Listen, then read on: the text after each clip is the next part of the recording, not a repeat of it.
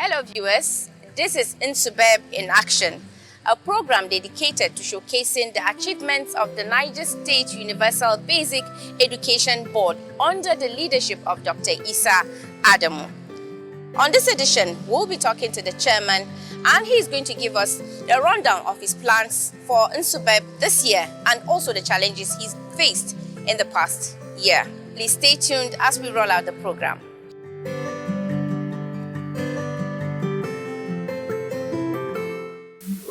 We have various departments and we have different types of projects in NSUBEB.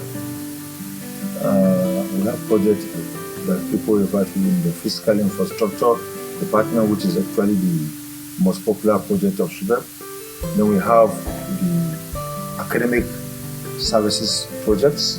We have the training project. We have the project in the Department of Administration. We have project in the Department of Quality Assurance. We have project in the Department of Planning, Research and Statistics. And we have the project in the Department of Social Mobilization. Believe me, the two that I consider most impactful are one, the assessment of teachers' performance. We have to do an audit, the teachers' audit project. The teachers' audit project actually gave us a clear perspective of our challenges and of course our strength in the capacity of our teachers to deliver what is part of them towards improving teaching and learning in our school system. That project is the most impactful project.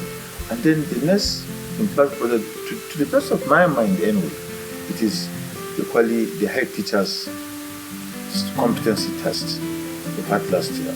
Because the competency test actually, we are trying to correct a system where promotions and appointments are based on merit. This is an academic environment.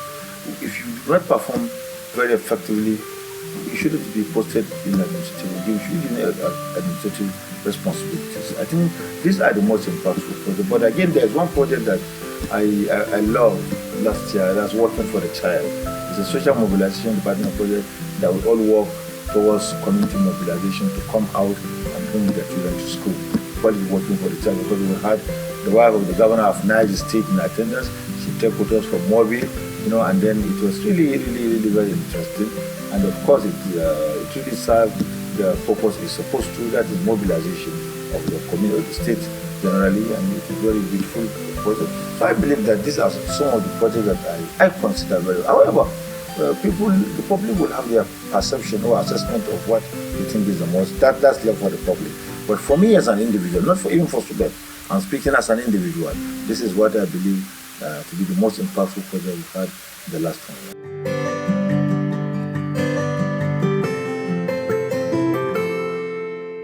At the end of the last year, sometimes in on December 31st, we met as a board, as a board and management. We discussed very effectively, and we agreed that the truth of the matter is that we have finished what we call deliberate definition of our problems. And we have conducted a series of tests, quality assurance tests, tests for ESs, tests for HTS. We call this year the year of implementations. Our audit report will begin implementation immediately. Now, what we need to do this year is, the first thing we are going to do is what we call stakeholders roundtable meeting. We are going to invite about 200 educationists, experts, that are practitioners and of course teachers of education from all over United States. We will meet for 2 days. NSUBEB will present our position, where we are today, in terms of performance of the child, in terms of performance of the teacher, in terms of strength of the teachers, strength of head teachers, and then these experts will define what we should do to revamp the system. Because what we are trying to do now is to improve on the system. Another thing we have set to do this year is what we call a SPIN training for mathematics and English language teachers in United States, all primary sectors, because the result of our last examination in NECO and Suleja Academy, where 72% of our candidates, 78 failed. They are unqualified to get admission into qualified college. It's really a very sad situation. We want to address issue of performance. So we are looking at English and mathematics teachers. We are going to ensure that what they teach in our classes are in conformity with the national curriculum. Yeah, so that's one thing we are going to do.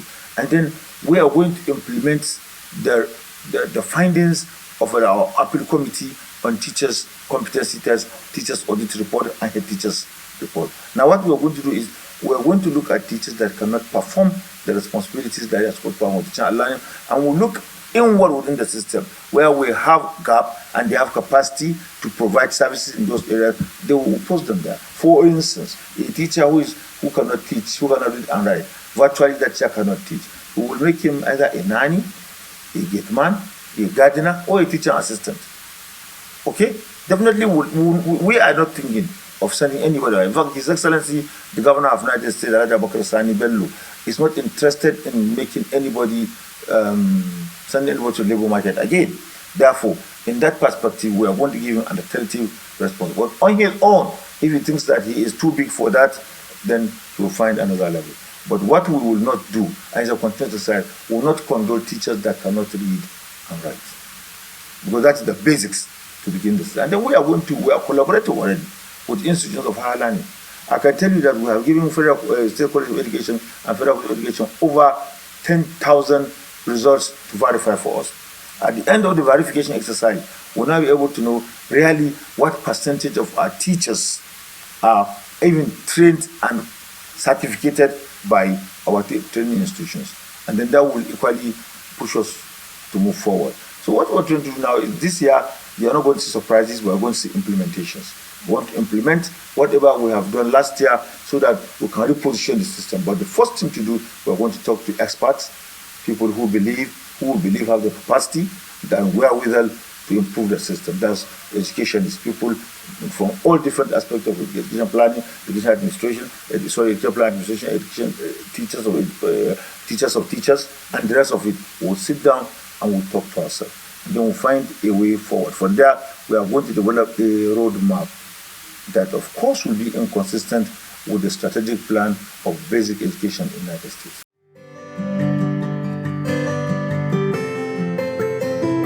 There are so many challenges. Last year was really a very sad situation. About 8-7 months last year was in lockdown. Of course, that even the lockdown was really, it gave us an advantage somewhere because we pioneered what we call education by radio. And education by radio and television, I think we have been very well in that perspective. We're one of the best states in Nigeria. I don't want to be humble, but the truth is we're one of the best because we're the second state to start it, the first state in northern Nigeria. And then we did very well. And we are still sustaining the program, even as I'm talking to you. So, and that is a product of Corona. But that is one challenge. You see, one thing that will always be challenged for basic education anywhere in Nigeria, particularly in Niger State, is the issue of funding. Funding is a very serious challenge. His Excellency is doing very well. He's doing very good. He's doing his best. He's giving us the best support he can give us. But the truth of the matter is that we still have a challenge. And we can't deny that we have that challenge. It's our passion for the job that is pushing us to do the job.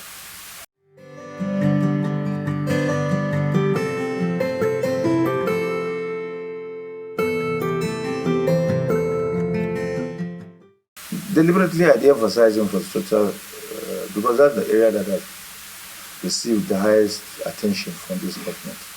Infrastructure. We have built so many. In fact, as the last time we checked from the time Abubakar Sani Bello became the governor of United States, he has done over 5,000 schools. As I'm talking to you now, we have just published in the National Diaries, and of course, our bidding document concerned, we are going to do a lot of renovation in every local government. And so I can tell, and that is, of course, by the will of the governor of the United States, as Allah has given him the guidance. He supported us, and today we provided the funding, and we are going to bid. We are going to do that contract very soon.